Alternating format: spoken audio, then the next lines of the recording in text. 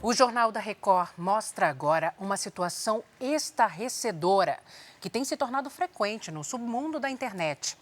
Uma criança é ameaçada, brutalizada e exposta a uma tortura coletiva numa rede social. Nossas equipes acompanharam uma investigação da polícia em um caso classificado como estupro virtual. O episódio traz um alerta para os pais e também para as autoridades. Que menina burra, velho. Burra, cara. Tô falando que ela tem no máximo 11 anos. Eita, tá sangrando. Ela tá chorando. Esses comentários são de agressores, homens e mulheres, meninos e meninas, que assistem ao que é chamado de estupro virtual de uma criança.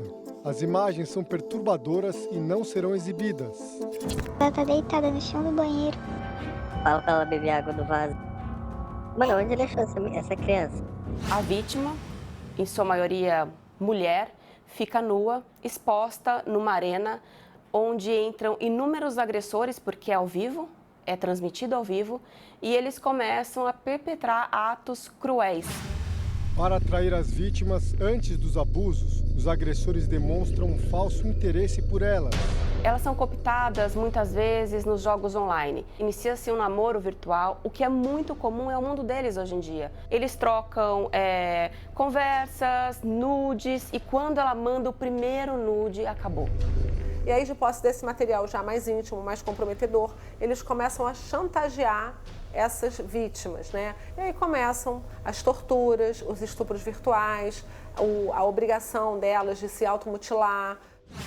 Segundo a polícia, atos criminosos assim têm sido frequentes na plataforma digital Discord. É uma rede social que reúne pessoas em salas de bate-papo, chamadas servidores, que os usuários chamam de panelas. Então, o que seria uma panela? É um grupo de pessoas com um interesse em comum. Mas, de um tempo para cá, o Discord começou a ser usado por criminosos.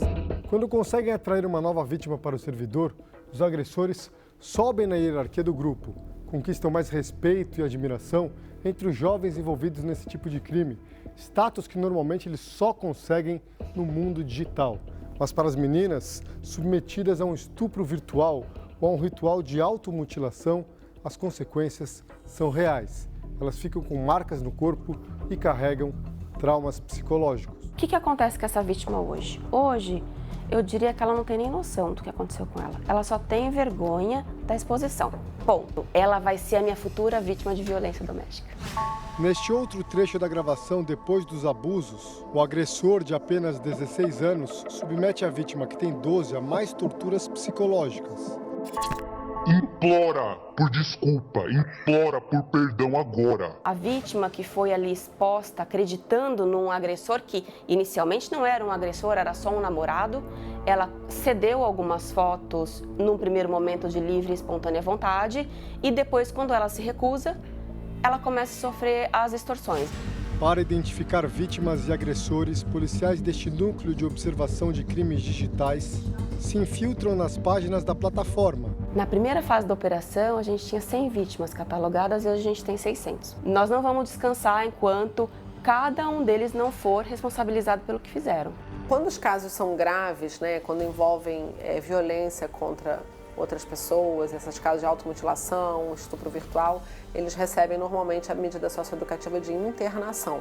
Especialistas reforçam a importância da regulação do conteúdo nas plataformas digitais. Se a gente não enfrentar o modelo de negócios dessas empresas numa regulação democrática, que seja debatida com a sociedade como um todo, que não tenha o objetivo de cercear a liberdade de expressão de ninguém, mas que coloque esse direito fundamental em equilíbrio com outros direitos, a gente vai pular de um problema para outro, de uma tragédia para outra, e a gente vai continuar perdendo vidas, né, e tendo direitos violados no ambiente digital. A juíza da Vara da Infância e da Juventude defende ainda que os pais devem monitorar de perto as atividades dos filhos nas redes sociais. Os pais têm muito medo da rua, como se estando dentro do quarto, com o celular na mão, com o tablet, com o computador ligado na internet, como se isso fosse seguro, e não é.